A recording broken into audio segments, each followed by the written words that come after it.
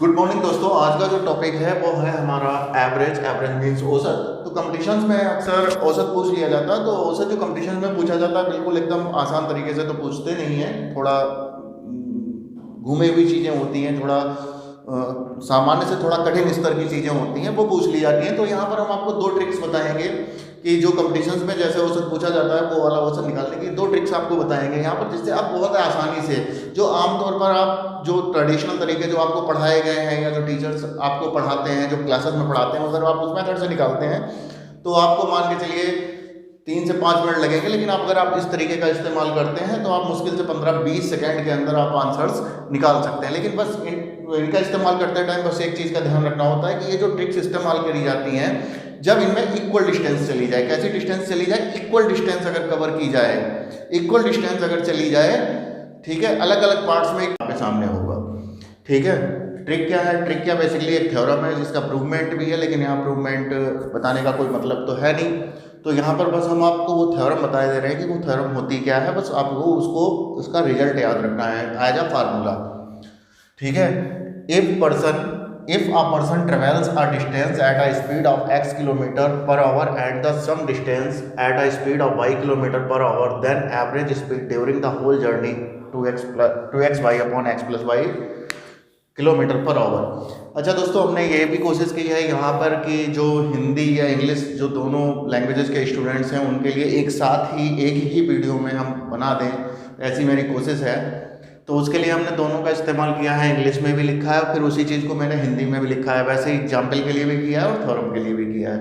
ठीक है, तो ये मेरी कोशिश है कि एक साथ ही दोनों का काम हो जाए, दोनों को समझ में आ जाए, ऐसा हमने कोशिश की है।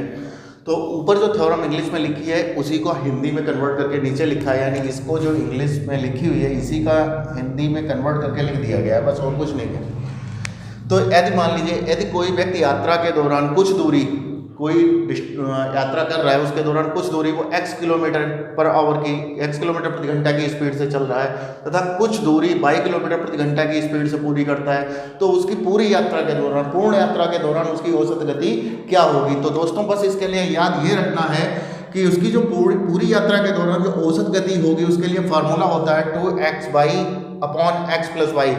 ठीक है, जो अपनी यात्रा का जो प्रथम भाग है वो किस स्पीड से चल रहा है? x किलोमीटर पर आवर की स्पीड से चल रहा है। यात्रा का दूसरा भाग किस स्पीड से चल रहा है? y किलोमीटर पर आवर की स्पीड से चल रहा है। ठीक है, तो बस यहाँ पर जो x और y यहाँ पे क्या है, दोनों स्पीड्स हैं, दोनों अलग अलग जो पार्ट्स हैं उनकी दोनों की स्पीड है। तो इसमें बस याद रखना है 2xy upon x plus y. जैसे फॉर एग्जाम्पल उदाहरण लेके अगर हम इस चीज़ को समझते हैं तो हम कैसे समझेंगे, उदाहरण लेके कैसे समझेंगे। उदाहरण हमने ले लिया, यहाँ पे इंग्लिश में लिखा है, फिर उसी का हमने हिंदी में कन्वर्ट करके लिख दिया है।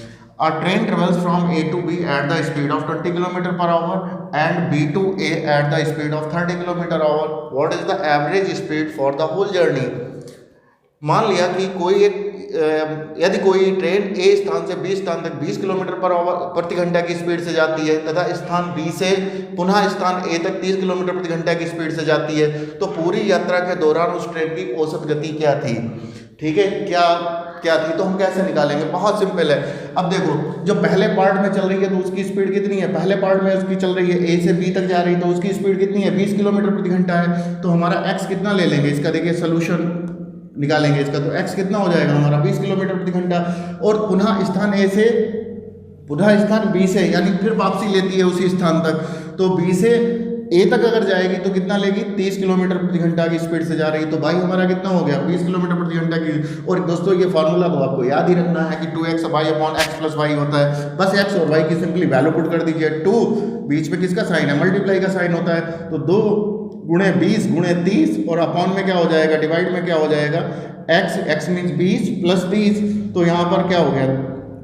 30 और 20 को ऐड कर दिया तो कितना हो गया? डिनोमिनेटर आपका यानी जो हर है आपका वो 50 आ गया। तो यहाँ पर क्या करना है? एक जीरो से एक जीरो कैंसिल हो गया, 5 से कट कर दिया तो 4 आ गया। अब 4 3 जा 12 और 12 2 जा 24 किलोमीटर पर आवर। मुश्किल से 20 या 15 सेकेंड के अंदर आपको ये सोल्यूशन आपको मिल जाएगा। अगर आप इसे ट्रेडिशनल तरीके से करते हैं तो आपको बहुत लंबा टाइम लगेगा। कि मान लीजिए, तो बताओ, वह तो हिंट आपको बता देंगे कि मान लीजिए पहली यात्रा के दौरान t1 टाइम लगा है, तो यहाँ से आप t1 निकालेंगे। डिस्टेंस अगर आप x सपोज कर लेंगे अपॉन में 20 जाएगा, फिर t2 मान लेंगे, डिस्टेंस सेम ही है तो x से आ जाएगी अपॉन स्पीड हो जाएगी। भाई जो फार्मूला होता है दूरी इक्वल्स टू चाल गुणे समय वाला उससे आप निकालेंगे। यहाँ से आप टोटल टाइम निकालेंगे, ठीक है, फिर आप लिखेंगे कुल दूरी बटे कुल समय। तो इसमें कम से कम आप मान के चलो 3 से 5 मिनट आपका लगेगा। लेकिन अगर आपको ये ट्रिक याद है तो इस ट्रिक से मात्र और मात्र 15 से 20 सेकेंड में आप इस क्वेश्चन का सोल्यूशन निकाल सकते हैं, ठीक है।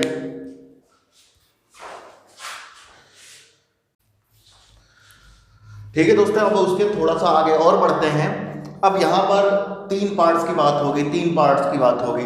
तो यहाँ पर बस ध्यान ये रखना है कि जैसे पीछे वाली अभी जो थ्योरम बताई थी और ये जो थ्योरम बता रहे हैं, बस इसमें ये बात है कि ये थ्योरम्स एप्लीकेबल तभी है, ये थ्योरम जो है वो एप्लीकेबल तभी है जब डिस्टेंस इक्वल पार्ट्स में तय की जाए, यानी डिस्टेंस के जो चली जाए वो इक्वल पार्ट्स में चली जाए, तभी आप ये थ्योरम्स एप्लीकेबल होती हैं आपकी, तभी आप ये थ्योरम्स अप्लाई कर सकते हैं, ठीक है। यहाँ पर जो ये थ्योरम है उसके थोड़ा सा आगे और बढ़ते हैं। ये थ्योरम है, if a person travels there the equal distance at a speed of x kilometre per hour, y kilometre per hour at z kilometre per hour respectively, then the average speed during the whole journey is 3x/z upon yz plus xz kilometre per our.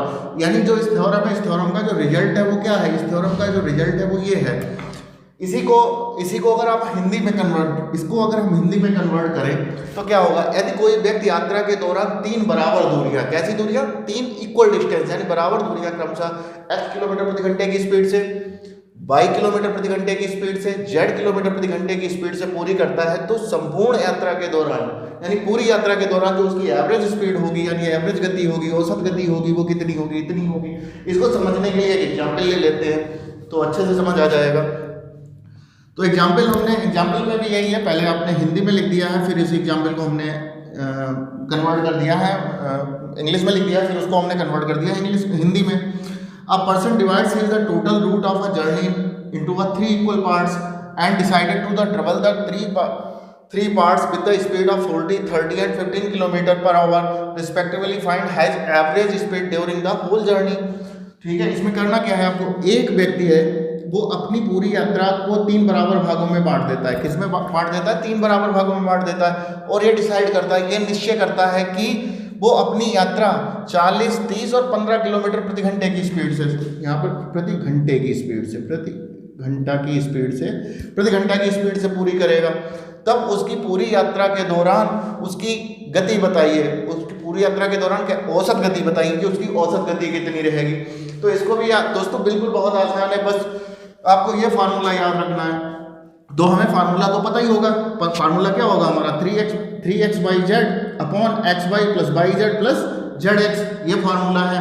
अब देखो कितने total parts में divide करता है, ये total कितने parts में divide करता है, तो पूरा टोटल जो डिवाइड करता है वो 3 बराबर भागों में करता है। कितने पार्ट्स में करता है, 3 बराबर भागों में क्रमशः, ठीक है। यहाँ पर बांटता है और निश्चय करता है वह अपनी यात्रा 40, 30, 15 किलोमीटर प्रति गति से पूरी करेगा। क्रमशः यहाँ क्रमशः होना चाहिए था, क्रमशः का मतलब एक क्रम से, क्रमशः का मतलब कि पहला भाग 40 किलोमीटर प्रति घंटे की स्पीड से, दूसरा भाग 30 किलोमीटर प्रति घंटे की स्पीड से, और तीसरा भाग 15 किलोमीटर प्रति घंटे की गति से पूरा करेगा। तो पहला भाग की स्पीड कितनी मान ली हमने, x किलोमीटर पर आवर मान ली, दूसरे भाग की कितनी मान ली, y मान ली, और तीसरी भाग की कितनी मान ली, z मान ली। अब इन वैल्यूज को पुट कर देंगे, तो यहाँ पर इनके बीच में साइन का मल्टीप्लाई का लगा होता है, तो 3 गुणे 40 गुणे 30 गुणे 15 यानी x y z की जो वैल्यू है, पहला भाग x मान लिया, दूसरा भाग y और तीसरा भाग z मान लिया, तो x y z की वैल्यू पुट कर दी। ठीक है, ऐसे ही आपने नीचे एक्स वाई 40 गुणे 30 प्लस की जगह प्लस का साइन लगा दिया, 30 गुणे 15 लिख दिया, प्लस की जगह प्लस लग गया, 15 गुणे 40 कर दिया। अब क्या करना है, ऊपर मल्टीप्लाई करने का कोई मतलब नहीं, क्योंकि जो आपका हर आएगा, जो डिनोमिनेटर होगा, उसको पहले हम सॉल्व करेंगे। ठीक है, और सॉल्व करने के बाद हमें इसको क्या करना होगा, कैंसिल आउट करना होगा। कैंसिल आउट करने के लिए हमें क्या करना होता है, फैक्टर, कॉमन फैक्टर होता है, उससे ही काटते हैं, तो हमें कॉमन फैक्टर तो चाहिए होंगे, तो फिर हम इसको मल्टीप्लाई नहीं करेंगे। इससे अगर आप इसको मल्टीप्लाई नहीं करते हैं तो आपका थोड़ा टाइम बच जाएगा। पता चला है कि आपने इसको मल्टीप्लाई किया, फिर डिनोमिनेटर से कट करना पड़ा, फिर छोटे छोटे पार्ट्स में करना पड़ा, तो आपका टाइम 10-20 सेकेंड और बढ़ सकता है। तो यहाँ पर करना क्या है, कि जो आपका जो न्यूमरेटर है यानी जो आपका अंश है उसको ऐसे ही रहेंगे। हर को आपने क्या किया, मल्टीप्लाई कर लिया, 4 3 जा 1200, 4 1200 आ गया, 15 दिया 45, 450 आ गया, 15 से कुछ 60, 600 आ गया। ऊपर तो आपका जो जैसा था मल्टीप्लाई में हम वैसा ही रहने देंगे, नीचे इन सबको ऐड करेंगे तो हमारा कितना आ गया, 2250, 2250 आ गया। अब हम कट करेंगे तो सबसे पहले हमने कट कर दिया, 5 से कट कर दिया, 5 3 जा 15 और 5 से कट कर दिया तो 45 आ गया। अब हमने क्या किया, फिर हमने इसे किया है 3 से कट कर दिया तो 3 बन जा 3 आ गया, 45 को 3 से कट कर दिया 15 आ गया। अब इस वाले 3 से कट कर दिया, ये 0 तो कट ही चुका था इसका, तो यहाँ अब इस 3 से हमने कट कर दिया तो 3 बन जा 3 और 3 से 15 को कट कर दिया 5 आ गया, 5 से इस 40 को ऐड कर दिया तो 8 आ गया और 8 3 जा 24 किलोमीटर पर आवर, यानी जो आपकी एवरेज स्पीड आएगी वो 20 किलोमीटर पर आवर आएगी। तो इसकी कैलकुलेशन पीछे वाले की अपेक्षा थोड़ी सी कठिन है, क्योंकि इसका जो 3 पार्ट्स में कर रहा है तो थोड़ा फार्मूला याद रखना थोड़ा सा पीछे की अपेक्षा थोड़ा सा कठिन है। लेकिन अगर आप इसको याद रखते हैं तो आपकी जो कैलकुलेशन है और जो क्वेश्चंस है वो आप मुश्किल से इसको आप 30 सेकंड में ही लगा सकते हैं। ठीक है, तो एवरेज में आपको बस 2 ही तरीके के हैं क्वेश्चंस मोस्टली पूछे जाते हैं, या तो 2 इक्वल पार्ट्स में चली गई दूरी या 3 इक्वल पार्ट्स में चली गई दूरी ही पूछी जाती है मेनली, तो दोनों ही ये बता दिए।